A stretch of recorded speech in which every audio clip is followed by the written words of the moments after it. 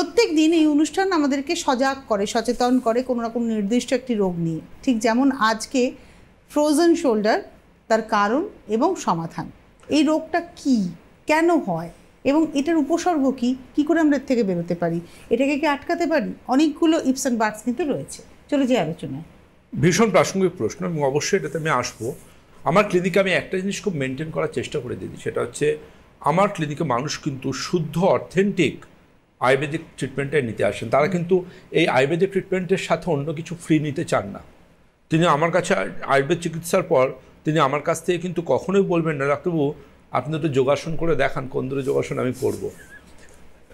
কিংবা তিনি আমায় কখনোই বলবেন না, ডাক্তারবাবু আয়ুর্বেদিক তো এতগুলো ওষুধ লিখলেন, এবার একটু ইউনানি ওষুধও আমাকে লিখে দিন, কিছু ইউনানি ওষুধও খেয়ে দেখা যাক। এরকম কিন্তু আমরা প্র্যাকটিস করি না। আমাদের ক্লিনিকে কোনো ইউনানি ডক্টর নেই।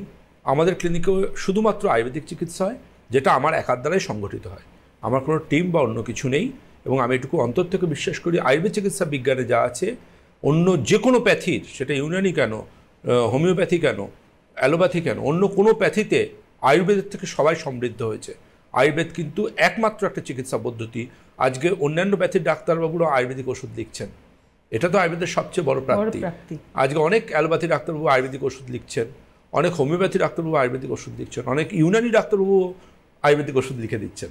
তো আলটিমেটলি কিন্তু আজকে বৈচিত্র্যের মধ্যে ঐক্য আয়ুর্বেদই তৈরি করতে পেরেছে। যাই হোক না কেন, আয়ুর্বেদিক ওষুধই আয়ুর্বেদের কাছে আসতে হবে তাদেরকে। এবার মানুষ বলছে যে আয়ুর্বেদিক ট্রিটমেন্ট যখন করব, তাহলে কেন আমরা এমন কারোর কাছে করব যিনি সত্যি সত্যি একজন বংশ পরম্পরা আয়ুর্বেদ চিকিৎসক, যিনি আয়ুর্বেদ চিকিৎসা বিজ্ঞান নিয়ে বিশ্ববিদ্যালয়ে পড়াশুনো করে সে 2-4 কথা বলছেন।